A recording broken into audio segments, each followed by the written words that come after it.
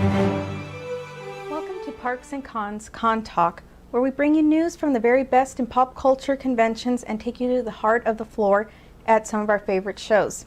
I'm Carmel, and this is my co-host Sean. Hey guys, welcome back to another episode of our Con Talk. We are really excited to talk about some fun topics today. We're going to be moving all around the neighborhood, as it were, in terms of the conventions that we're talking about. We're going to start out with coming to a con near you. This is our news segment where we pick a few pieces of news that really caught our attention in the last couple weeks. It's never a fully comprehensive list of all the news that's out there in the convention world. Always feel free to jump in the comment section here on the YouTube channel and let us know if there's pieces of news from your favorite convention that you think we are missing out on. That said, these are some of the things that caught our attention. What's up first? Well, first up, in news that set the SDCC, the San Diego Comic-Con world on fire, is that the Wrap reported that Fox Studios will not be in Hall H this year, citing concerns over leaked footage as the primary concern. What do you think of this news? Well, first we should say it is not confirmed by Fox, actually, as of at least this recording. So it is the Wrap reporting that. That said, it seems to be pretty well agreed upon. A lot of people are talking about it as if it is fact. CCI has already responded, which kind of was just more PR speak, but in terms of, that they're working with the studios to make sure that they provide the best environment possible. I really don't think the leaked footage is any part of this. I think what's more a part of it, and we saw it with Marvel when they did their Phase 3 announcements last year, is just, to me, it's always been a great question. I think to many, how much bang for your buck do you get at Comic-Con? And I think in a lot of ways, the studios going there and doing the things they do, it's almost, in a way, become a game where you need to do stuff or people think something's wrong. And so someone like Disney with Marvel and stuff, they can have D23 Expo next year, they can pull out, and everybody's like, well, that makes sense, they've got their own thing. But for many studios, they feel, I think, a little bit at gunpoint by the fans of just like, well, if you're not there, it's like you're not paying respect to the fan community. It can start a negative traction from there. But obviously, we love San Diego Comic-Con as a geek society because there's so much news there and it's nonstop and you spend weeks pouring through it and finding all of it. So it's no wonder that any studio would question where they kind of fit with that. Some have talked about that they didn't maybe have a lot to share there and things could be shown in other areas. I mean, with the big hit that Deadpool was, you'd think they'd want to take a victory lap. We know Deadpool 2's coming. We know, Cable's going to be somehow involved there. We know more X-Men universe stuff, Wolverine 3, not to mention things like Assassin's Creed or other stuff there. So I think they would have had more than enough to fill up an hour of some really fun things. I mean, when you look at what they have done in the past, they've had some really great moments in Hall H. But that said, I understand we all talk about what a hassle Comic-Con is, like how much we love it, but at the same time, the rooms, the parking, the navigating, the landscape, everything there is so much work, which makes it so rewarding and so amazing and so fun as an attendee, despite all that stress. But I could see why a studio maybe not want to put that money out or may have some, concerns there. The leaked footage, I mean, who knows if that's really any part of it at all. I always feel like you don't really bring footage there that you're absolutely worried about being shown at all, because you're showing it to a room of fans. It might leak somehow, even if it's only for a few minutes, and you pull it off YouTube, the things can leak there. So it seems a little odd that that would be a concern. But again, this is the Wrap reporting it, fairly reputable, but nothing is certain as of at least this recording. I think that conversation as to whether or not the studios are getting the bang for their buck started back with Scott Pilgrim. I mean, that was definitely the first, that I recall being like a big movie that went all out, really catered to the San Diego Comic-Con crowd. I mean, they led the fans across the gas lamp to an amazing movie experience with treats and music and all sorts of stuff. And then the movie pretty much flopped in terms of the box office. So I think that's the one that really stood out of kind of building that. Tron Legacy didn't help. I mean, Disney went all out with Flames Arcade and all sorts of things. There's been several movies that have kind of come there and even though they did really well at San Diego, not been able to have any legs once the film came out. But yeah, I'd say that was probably the biggest one of note, at least in my memory banks.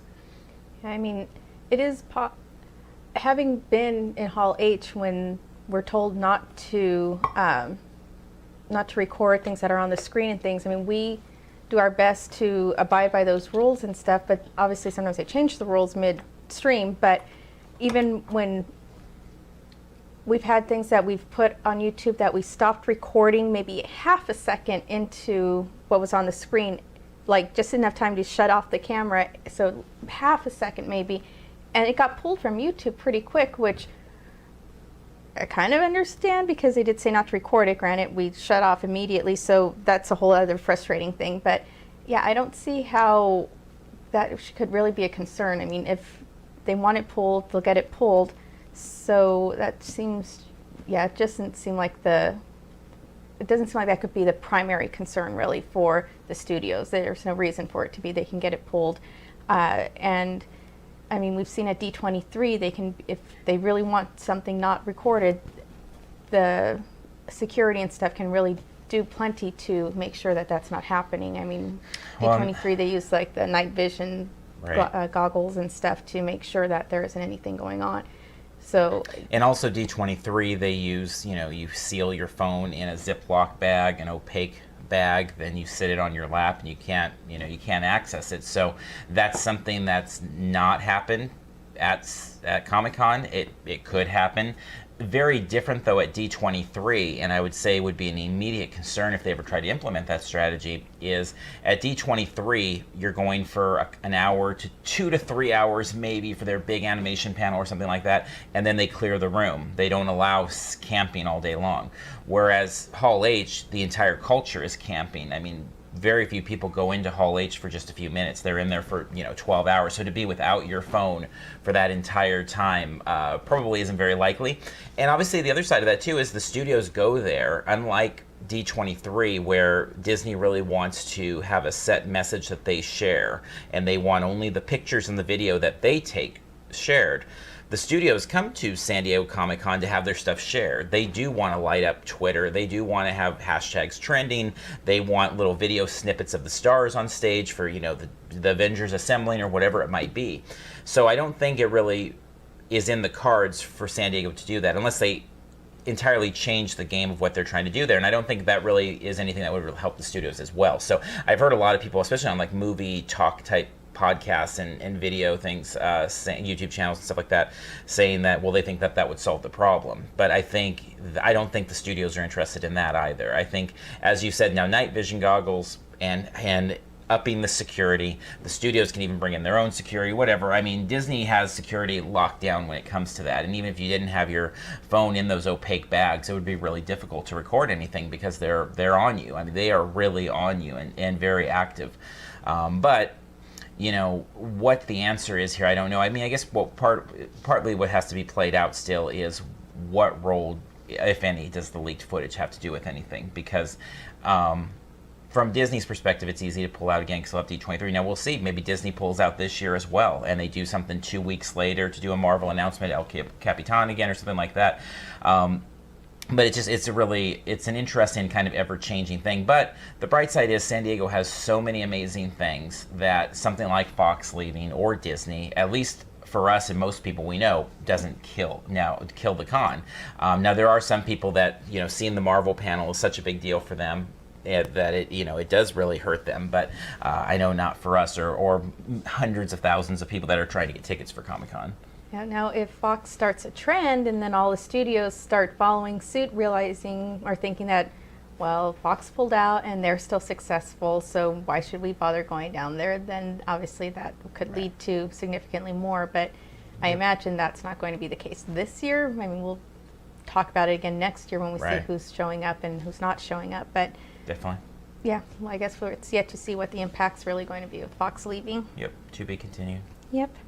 So next up, in big haunt news, actually, has come in the con world, in that a Midsummer Scream announced that Knott Scary Farm will be joining the ranks with reveals at the inaugural con this year. Excited about this news? Yeah, we talked a little bit about this on our Park Talk episode, so if you're following both of our shows, you've already heard us really address this, but obviously Midsummer Scream is a con that kind of fits into the Parks and Cons side, so we wanted to address it here too. So July 30th and 31st, Long Beach Convention Center, first year of this con, really excited about it. But yeah, big news. They've got Walt Disney Imagineering there, they've got Queen Mary Dark Harbor, they've got Six Flags Magic Mountain, they got Universal Studios Hollywood Horror Nights, and now they've got Knott Scary Farm. So they have all the parks locked down. They're going to be making some reveals. We've heard some things kind of from behind the scenes of stuff that's planned. Very, very exciting stuff there all the way around. This is going to be a big time show. The show space, we just had Rick West on our podcast for the week. So actually, if you head over to iTunes, you can hear that interview with the creative director over at Midsummer Scream. And he talked about the square footage, though, is twice the size of what was at Scare LA last year in the Pasadena Convention Center, which for those that may have been to that, Designer Con is another one.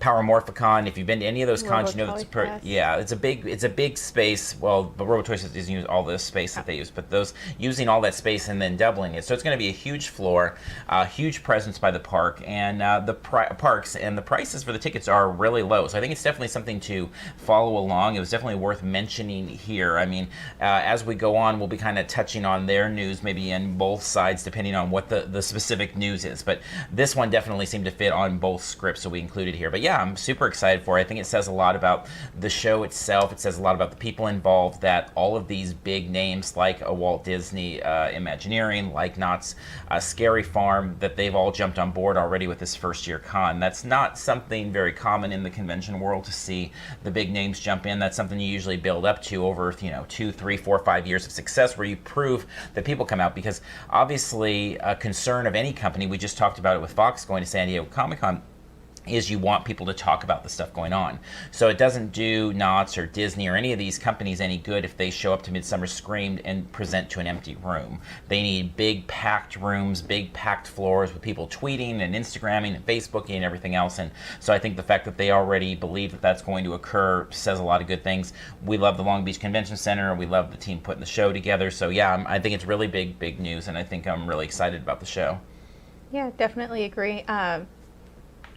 It's still a couple months out, and the fact that they've already made these big announcements makes me interested to see what else is going to be coming. Are they going to be doing classes? What type of panels are there going to be outside of just the theme parks and the big haunts that we just mentioned? There's bound to be other panels. There's bound to be an awesome exhibit floor. There's I'm not sure if they're going to be doing like a museum type thing like at Monsterpalooza. So there's so many different things that they can do that I'm excited to hear what all is coming, because I'm sure there's still a lot of things to be announced. Yeah. I mean, basically a few weeks ago, this show didn't exist, or maybe, I don't know, it was a month and a half ago or something, but this show didn't exist. Then it existed, and immediately was announced at Dark Harbor, and WDI would be there, and then just the announcements continue to roll in. So yeah, we'll be watching for the news and covering it here in the weeks to come. Good. Let's see. So next up in the news is that Whedonopolis, which is the inaugural convention that's celebrating all things Joss Whedon, is coming up May 13th through 15th. And there's been many announcements over the recent months as to what this 3-day new con will be bringing. What are you looking forward to? I'm really looking forward to this show. I mean, we've talked about, if you followed along with us before, that we're always fans of shows coming out of the gate with 3 days if they can pull it off. It's tough to pull off. It's usually difficult for vendors, space limitations, etc. But they do have the 3-day show going on. It actually begins Friday 3 to 8, kind of a preview night film, then Saturday 10 to 7, Sunday 10 to 5. There's programming into the night. But it's really fun because they are really exploring this universe of Joss Whedon and all of the things that kind of tie into that, which, especially after the work with Marvel Cinematic Universe, I mean, it feels like Joss Whedon has his, hands attached to just about everything out there in a lot of ways. But there's some things, for example, Buffy, or the Buffyverse, really, that kind of tie even more closely. But it's fun, like, even the exhibit hall, they've done fun things, like it's called the Sunnydale Mall. And so they list the Sunnydale Mall hours instead of calling it, just the regular old exhibit hall. In terms of guests and programmings, if you head over to their website, which I'm doing right now, they've got a fun list of people that have really been affiliated with a lot of the Whedonverse. Juliet Landau is their kind of guest of honor. Mark Zickrey is their media writer. They really focus on this the writing component. So there's something to be said for a show that really can tie into the pop culture zeitgeist of the stars on stage, but also getting to that background. I mean, that's why I think we like the Amazing Comic-Con shows a lot, because they focus on the architects of pop culture, the writers that allow us to have the movies, and I think the same thing here. I'm excited. I think it's neat. They have the what is it? The behind the scenes of Agents of S.H.I.E.L.D., which we've watched that show since the beginning. Sometimes liked it, sometimes not liked it, but I'm curious to hear some of the background there of the people being there. Doug Jones is going to be there, Guillermo del Toro favorite. So a lot of good, solid actors, and it feels like a con that's really, it's really tethered to a good kind of soul. They are focused on raising money for charity as well. So there's a lot of neat things about it, and I am excited about it. I'm really excited to get out there. It's a good drive for us. We're still figuring out exactly how we're covering it because we plan to be there all 3 days, but we're figuring out whether we're getting rooms or driving out or whatever. But yeah, I'm very excited to explore it. I think it's kind of exploding onto the scene, and I think it's one of those shows that's going to have a real good kind of Gallifrey, or we talked about Days of the Dead, kind of that community feel this first year out, and it'll just kind of grow from there. Yeah, you mentioned Gallifrey, and that's what I was going to mention too, is the feel that I get is that it's going to be a lot like Gallifrey, where it's going to not be a huge show with tons of people there, but the people who are there are going to be very passionate about the topic, which being all things Joss Whedon, so obviously that's a pretty broad topic spectrum. But yeah, it seems great, and they're also going to have screenings well into the night, I think till like 6 a.m. on the first night, or different things. So yeah, it feels a lot like Gallifrey. Plus, I believe Whedonopolis has been at Gallifrey with a table advertising. Actually, even the last couple of years, we've seen them at a few cons. Yeah, because last year there was a show that was going to be Fandomopolis that was tied in, and for whatever reason, they just decided to restructure, revisit the topic, and they're launching out this year. And you can find more information about that at WhedonCon.com. Definitely suggest checking that out, and we will go under the con with them once we cover the show and really give you a good feel for what it all was. Yep, definitely. So with that, we can kind of segue there to Under the Con. And Under the Con is our segment where we go underneath the hood of a convention to really look at what makes it tick, look at some of the things that really stood out about it. If we picked up some stuff, talk a little bit about them, and just give a feel for what the show was, to kind of cover it from what it was and also look forward to what it will be in the years or months to come. So we are going Under the Con this time with Monsterpalooza. And so you did not attend Monsterpalooza, so I'll basically be doing all the talking on this one for the most part. We've gone to Monsterpalooza on and off for probably 5 years now. There's been a lot of issues with lines and getting people inside, so I know that's kind of soured your feelings about it a little bit, as well as mine, in terms of, it takes so much work to get inside as the show some of the times that it kind of, hurts that feeling of just having fun. They did struggle a little bit with that again this year. They didn't allow people into the convention hall until 30 minutes after the stated time. And it was funny talking to a couple of their really prolific vendors, artists that were there, and they were like, wow, it seems so slow, at 6 o'clock, just nobody was on the floor, and we just, I said, well, because we were all locked outside until 6:30, and they're like, why are you guys locked outside? And so it's weird because we were hearing outside that there was problems on the floor, and whatever, there was something. But long story short, never a fan of that. Never a fan of saying 6 and it means 6:30. Much more of a fan of something that San Diego Comic-Con does, of saying 9:30 a.m. and letting you in at 9. I think it's always good to, cover yourself that way. But that said, once we got on the floor, that was really the only negative feelings I had about the show the entire weekend. Monsterpalooza doesn't seem to do media. They don't even respond to emails, at least in our experiences and with other sites we've talked to, so we just bought our pass. The ticket price there is, it's 3 days for $75, so you get a big Friday night. It was neat with Friday night. The floor hours were 6 p.m. to 11 p.m., which was really fun because, people could get off work at, get there at 8 o'clock, 9 o'clock or whatever, and still get a couple hours on the floor, which was neat. And it kind of set a tone for, again, a con that really made good use of its off hours late into the night. So why don't we, at this point, I guess, go ahead and take a look at the floor, because there was a lot to see on the floor. I mean, this is a show heavy on visual aesthetic, the visual aesthetic. Well, we'll talk more about that. Go ahead and let's take a look at the floor right now.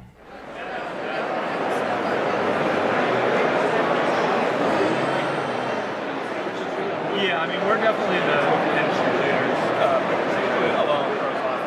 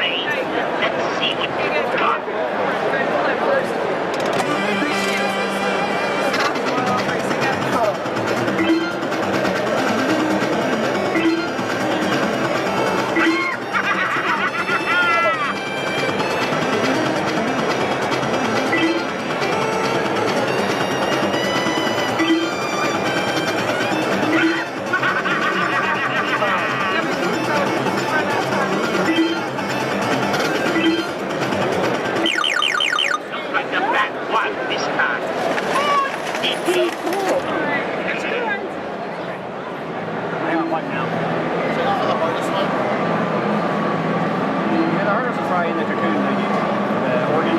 I can't even touch the side of the cocoon. You can't touch any of it.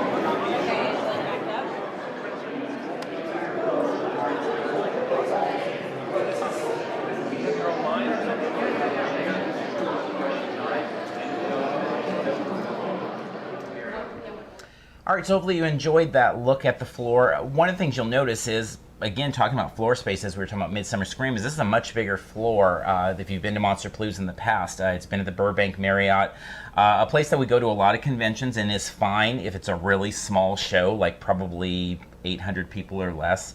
When it gets big into the thousands, it can't hold the people. And the biggest difference probably with Monsterpalooza this year was the new space, because it had so much more room for demonstrations, for the figures to be displayed, for people to take photos of the figures, for the special effects stages to show the makeup being put on and applied and everything. I mean, it just gave so much wider aisles and more room. And so what was interesting in this show is it didn't feel like as much of a need, at least for me, with attending so many cons, to do a lot of buying, because I felt more like I was collecting a lot of experiences, pictures, visuals, and things like that. Did pick up a few things, picked up some little static kind of bootleg little alien monster guys there. Is $5 for a bag of those. The biggest thing picked up, which actually heads into the guest, was they had a really good guest list if you're a fan of horror or just film in general. I think that's one of the things that I wanted to really make sure was known about Monsterpalooza is we had a lot of people that got excited with our coverage over the weekend on social media because of things like the Black Panther mask from Marvel of Captain America Civil War, because of the Thanos mask being there, because of the Tron Legacy helmets being there. There was a lot of things on display that were tied in directly to film, a wider pop culture zeitgeist than just specifically horror. Now, obviously horror is at the core of Monsterpalooza, but there was a lot of other things there as well. And so I thought that was really cool. And one of those things that was kind of a sidestep, not that there aren't a lot of horror elements to Jaws, but I don't know that everyone considers Jaws a horror film, but they had some great guests. So Ray Arbogast and Joe Alves, both some of the behind the scenes from the Jaws universe there, picked up a couple really cool things. One, from Joe Alves, a copy of storyboard artwork. He was selling these. They were copies from his original storyboards for the film, $20, and he autographed them, and I thought that's a really unique thing to be able to pick up. And then with Ray Arbogast, he had molds of the actual Jaws teeth. And so got one of the molds and had him autograph it. He was really cool. It's funny because the handler that sold it, he sold me this for $20, but it wasn't signed, and he kind of just sent me on my way, and I'm like, that seems like it should be signed. So I went back to check, and Ray Arbogast immediately was like, oh, of course it's supposed to be signed. And then he's like, oh, also take a photo. And so he was charging separately for the photos with autographs, but he just gave that for free because he was excited that I was excited about meeting him and thought that was really cool. But I mean, there's few things in film as iconic as Jaws, and to have two of the people that made it there, and there was so much of that. I mean, they had many of the founding talent behind the Godzilla franchise. As you had people there, I'm sure I won't say it right, but Haruo Nakajima was one of the original guys in the rubber suit, and there were some great pictures of him there. You had Doug Bradley there of Hellraiser and Pumpkinhead and things like that. You had Linda Blair, Jake Busey. You just had a ton of different people from all sorts of parts of film, with everything tied to something that was obviously horror in some way or some element there. They had good panels there. Horror Nights, Universal Studios Horror Nights always has a panel there. That was fun. Being in a better space at the Pasadena Convention Center, it allowed for more space in the room. So the Horror Night one didn't even fill up the whole way. It was like 2/3 full, which was very different than at the Burbank Marriott, where people were lined up 2 hours early and not everyone would get in the room. Garner Holt did a panel there talking about haunting and just his work in general. They had a booth there as well. It was neat to see some of that stuff on display. Also, one of the things unique about Monsterpalooza is they do their museum, and the museum is something else. There's so many cool pieces of work, pieces of art on display there. One of the things that caught my eye probably most in a lot of ways was the giant Sarlacc pit pulling a life-size Boba Fett down into it, and it just kind of defied physics and looked like he was floating there in the air. One of the costumes from Thriller was there. All sorts of fun werewolf and Forrest Ackerman stuff. Just a lot of really, really neat things all inside the museum. So actually, what we'll do right here is go ahead and take you real quick into the Horror Nights panel for a real quick slice of that to get a feel for the room and kind of that setup. And then we'll go into the museum so you can look a little bit of what that was all about. How many of you have been here before? You're returning? A lot of you. So the rest of you are first timers. I'm taking it good. I'm so really happy to introduce these gentlemen.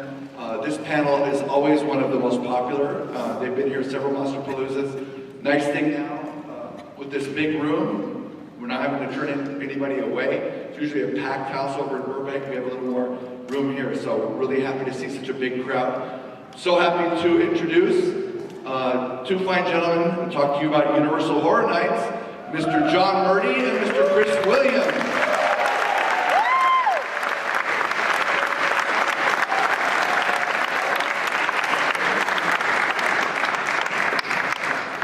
How's everybody doing today? Welcome, welcome, welcome. I am John Murdy, creative director, producer of Halloween Horror Nights. I am Chris Williams, production designer, art director of Halloween. And as Perry mentioned, I think this is our fourth time at Monsterpalooza. So this time, what we did is on Twitter. How many of you guys follow us on Twitter or follow me on Twitter? We asked our fans on Twitter to submit questions and try to make this panel a little bit more about how Chris and I got into designing haunted attractions for a living, a little bit about our past, some embarrassing photographs from the past, but also to talk a little bit about our design process as well. Got a lot of content to get through, so we're going to do this like the old book and records that I had when I was a kid, as far as cueing my guy in the back to click the slides. I always remember when I was a kid, I had this G.I. Joe book and record called The Secret of the Mummy's Tomb. I can actually remember almost every word of it, but it always had, when you hear this tone, bing, turn the page. So I'm going to go bing. We titled this panel Making Monsters. Chris and I, this is going to be our 11th year doing Halloween Horror Nights. I counted it last year. Up to last year, he and I have done 50 mazes together, and we've created a lot of creatures over the years. So on the front end of this, I just wanted to take you through a little bit of some of the creatures we've designed in years past. Starting with 2008, a maze called Nightmare on Elm Street Home Sweet Hell. Bing! Do you guys remember the Freddy snake? So that's a actual Pat McGee sculpture, and he has a booth here actually. So, were you guys around for this? You guys see this? Yeah. So, since we're here and since this is Monsterpalooza, Art of Monsters, we can talk a little bit of details, in specifically of materials and such and how we did it. Essentially, the snake was sculpted out of wet clay, water-based. That means you got a certain amount of time to sculpt it, or it's going to dry out. And that's the image you see on the top. So it was about 8 feet long, and the head was about 2.5 feet tall. Bing. And that's what the poor actress had to do. Actually, today, and I think in the audience, I have two of the people who are responsible for training the hundreds and hundreds of what we call scare actors at Halloween Horror Nights. Scott Kleckner, Allison Fox, would you wave at everybody? Where are you guys at? There you go. You guys know the opening of Halloween Horror Nights? We do this thing called the opening ceremony every year. It's like Braveheart. You know, it's all of our performers rushing the audience with chainsaws. Looks like I call it the most dangerous form of theater on earth. Scott invented that. It's not me or Chris who invented that. So if you guys love the opening ceremony, that's the work of Mr. Scott. After we did A Nightmare on Elm Street, we did a maze in 2011 called Welcome to My Nightmare with my childhood hero, Alice Cooper. Bing. And that meant we wanted to take his song, because that was what this maze was all about. It was translating a specific album of Alice Cooper's called Welcome to My Nightmare. It had a very famous song called Black Widow. So I remember early on in the design process, I went to Chris and I said, I want to do a Black Widow. I want to do a horde of walkers coming at you. Bing. Yeah, you can tell on this by the section of it. Pretty simplistic. You know, it's a startle gag, really. You know, honestly, with this gag, I knew it was coming. Meaning, when I'd walk through the maze, and there would be a group in front of me that was getting really scared. So, before I would pass through this doorway, I would make sure that there was actually space between me and that group in front of me, because I knew that they were going to come back and knock into me, actually. And happened quite a few times. This was a great. And here's the proof. Bing. There you go. It's what we call in our business a home run scare, because you know people are going to be, on the ground crawling as they go through the scene. Bing. And we talked a lot about this last year, so we're not going to spend too much time on the last two here. But obviously, in American Werewolf in London with John Landis, we had to create the werewolf. So Bing. Basically a giant puppet where the performer, in addition to being able to move the figure, could also move the jaws in sync with audio. Bing! And there he is, scaring 3 girls. Yeah, we had 7 wolves. We had 3 full-size wolves and 1 lurch forward, and then we had 4 half-wolves. And in the last alleyway, we had 3 of the 4. We just populated it so much to just really drive the fact home that there was werewolves here. Everywhere. Bing! And again, we talked about this last year, so AVP, I think this was like the penultimate creature effect that we've ever done to date.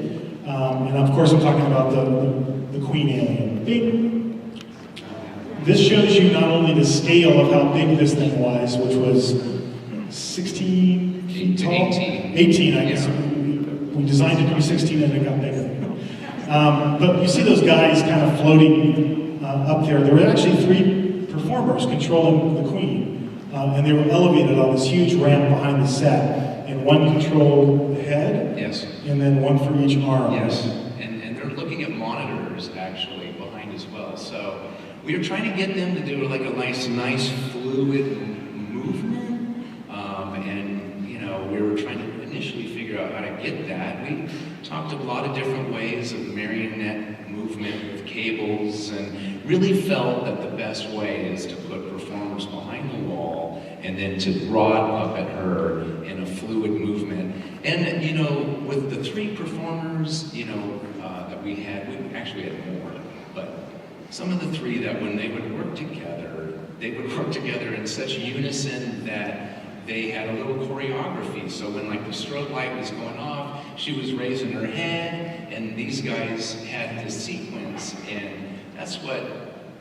our guys do actually. We actually did take it and better it, and with the help of Mr. Scott Kleckner too over there, by the way, but as well. So and we call these performers blackout performers because their job is they're usually just in black, like a ninja costume behind the set, either looking through a screen or looking at a monitor. And a lot of times when you cast, and I know Scott would, definitely agree with me on this. When somebody's like auditioning to be a character for Horror Nights, they're all psyched and excited. Who am I going to, get to play? Am I going to get to play this character or that character? And then they get their little card and it says blackout performer. They're usually really bummed, and they're like,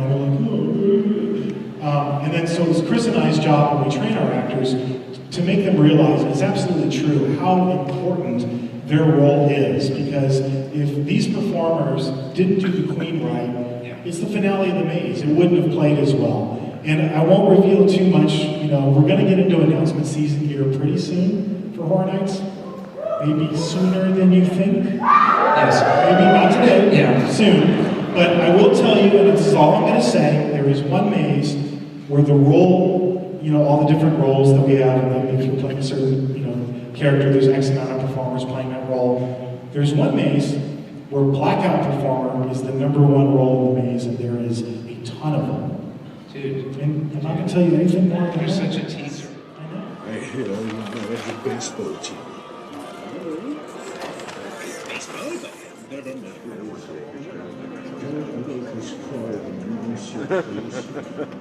I can kind of feel you.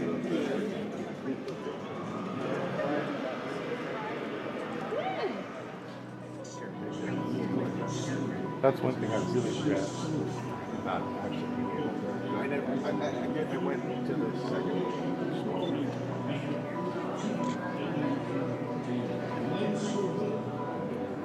Think about it.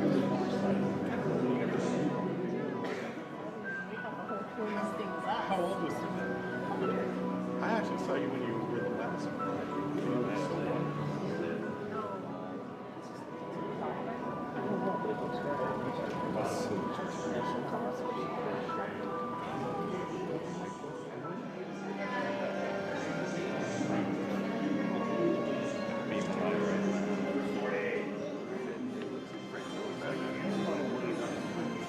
It is making another battle.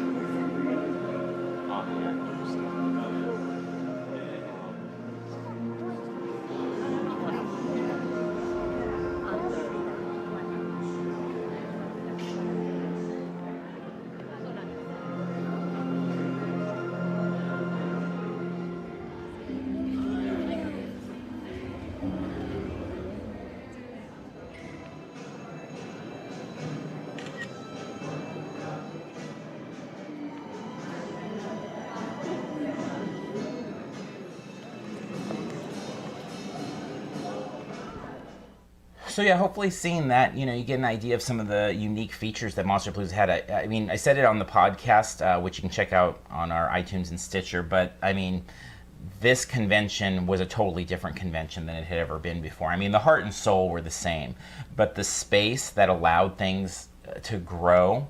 I mean, having Sideshow Collectibles there with their Court of the Dead stuff. I mean, there's Ironhead Studios there with all their, Marvel stuff. I mean, it just allowed everything to breathe and made the experience so much better for everyone. I didn't hear a single vendor or attendee say anything like, well, I hope it goes back to Burbank. Now, that said, Son of Monsterpalooza is their smaller show that comes up in the fall. That is back at the Burbank Marriott, so we'll see. But I really hope that they stay with the Pasadena Convention Center for everything, because I think it's a really great spot for them.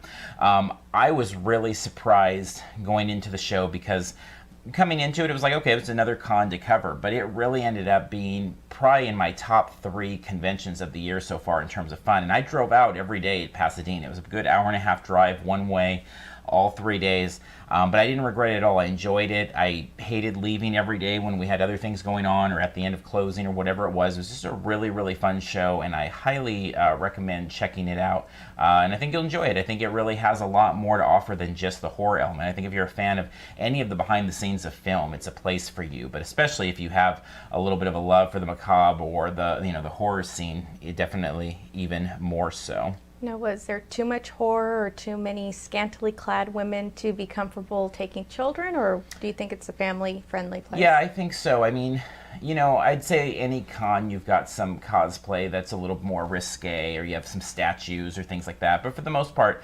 there's definitely probably a little bit more, bloody pictures and things like that than the average one. But I saw lots of kids there, and I don't think that there was anything that was so in your face that as a parent you couldn't just kind of steer your kid a little to the left or right to avoid it. It was nothing ever that was just, you know, overbearing as you made those choices. I mean, they had some a good indie horror film scene kind of going on in the panel rooms as well, so you know, you probably wouldn't bring the kids that. But no, I think it was very family friendly, and I think the price, you know, speaks as well. As it's, I mean, $75 for a 3-day pass isn't the cheapest show in the world, but when you consider the amount of entertainment, I think it's a good value for a family. I mean, we always talk about things relative to going to the movies or going to a theme park or any of these things, and you know, would like to see it closer to the $50-$60 range, but I don't think $75 by any means was a bad value. I think it was a good value.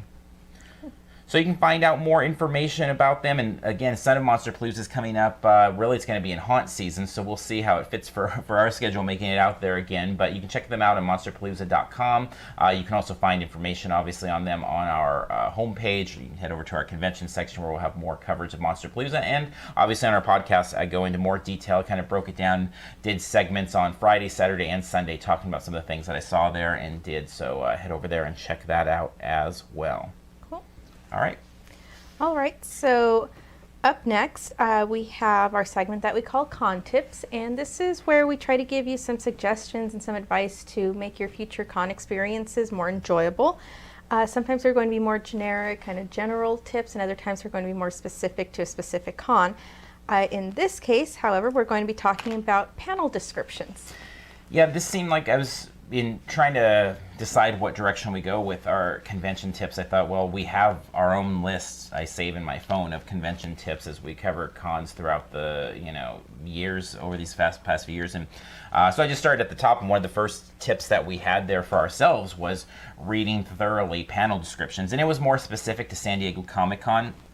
But at the same time, I think it fits anywhere. Now, with San Diego Comic-Con, there's so many big players that just are kind of embedded inside panels. All of a sudden, you find out Shaquille O'Neal's in a panel, although his name's not in this, you know, the headlines or things like that. That's just a constant thing that happens at San Diego. It doesn't happen quite as much at other cons, but the kind of trade-off there is at other cons, there's a lot less panels to look at. You know, so for example, with Monsterpalooza, having just spoke about that, there's really 2 main rooms. And so you could very easily read very thoroughly through all the descriptions of the panels and find out there may be somebody in that panel room that you're interested in for something totally different. You know, it always happens to us where we're at a convention where, you know, when we went to Days of the Dead, because we cover so many cons and so busy, and I hadn't really thought about Tony Todd being there and him being Zoom, the voice of Zoom in Flash. And we have this nice big, you know, poster that we're trying to get signed by all of the Flash cast, and I just missed it. But if I would have taken the time to read the descriptions more thoroughly, both guest and panels,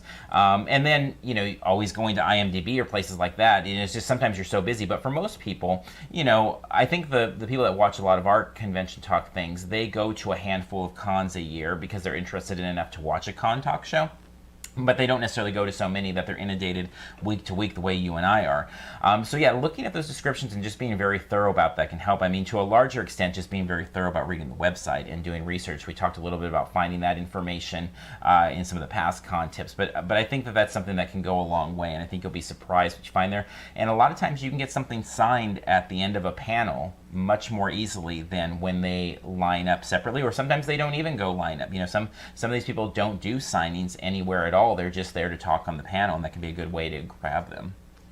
Yeah, the one that comes to mind is Robert Kirkman, I think it's San Diego, or even I guess some of the amazing panels too, where you know that the spotlight on Robert Kirkman is going to be unattainable, but then when you read through the descriptions, he's talking about one of his other things that he's working on, and maybe his name's not in the title, but it is in the description. So the conventions that are big enough to have like search engines or apps or whatever, where you can enter someone's name if you're looking for someone specific, is helpful. And if you're looking for someone specific, usually following them on social media, oftentimes they'll mention that they're going to be at different places, or they have websites where they keep their calendars there. So that's another way to find it. But yeah, it never hurts to go through the panel descriptions and figure out. And of course that helps with the scheduling and figuring out, you know, how important then prioritizing everything is. You know, do you have to eat lunch an hour earlier than you normally would so that you can get back in time for a panel? Do you need to arrive earlier to get in line for a panel? Yeah, it's just, there's no downside to getting prepared for a convention or anything. And even if it's just on the way, when oh, someone's driving and the passenger is going through this panel schedule, that at least that is a great help in order to better prepare and make sure you don't miss out on opportunities, because it is frustrating when had we prepared a little better, we could have done, whatever extra experiences that would have made things even better. So yeah, put a downside to it, and definitely a good thing to make a regular practice on your way or before a con of any type. Yeah, and we'll have definitely more talk about specific tips as we come closer to San Diego Comic-Con season, because we know a lot of people that follow us are specifically interested in that, whether it's because they're attending the convention itself or the outside activities. But a lot of these tips are never more important than at Comic-Con, so we'll address them there. So, all right, so I think this is a good point for us to wrap up. Why don't you go ahead and tell the people where they can find you? Okay, well, you can reach me directly on Twitter at Connoisseur, CONNOISSEUR, or you can email me at carmel@parksandcons.com. Also, I help with monitoring the social media, which is Parks and Cons across most of the platforms. So. Yep. And me, you can find me on Twitter at @the_con_fluence, the Confluence, and obviously on Parks and Cons, our social media, as you said. If you're interested in theme parks, please subscribe as well. We do a talk show weekly, coming out every Thursday. We alternate between this Con Talk episode and the Park Talk, so you get 2 of each every month, or it should break down that way. Also, if you're interested in more in-depth talk about this kind of pop culture fun at the parks and at the conventions, you can find our podcast, as we've referenced, over on iTunes and Stitcher, Parks and Cons. We've got 140 some episodes full of convention and theme park topics all over there. Please help us out by subscribing to our YouTube channel, as we said, and telling friends about it as well. Big goal we have this year is to increase our subscribers list, so please help spread the word that way. Let anybody you know that's interested in the pop culture types of topics we talk about, let them know what we do, and maybe they'll find us over there. As we said, you can find us on all the social media platforms at Parks and Cons, Instagram, Facebook, Twitter, Periscope, all of them, Parks and Cons, very simple and easy to find us. So again, thank you for joining us, and until next time, we'll see you in line somewhere.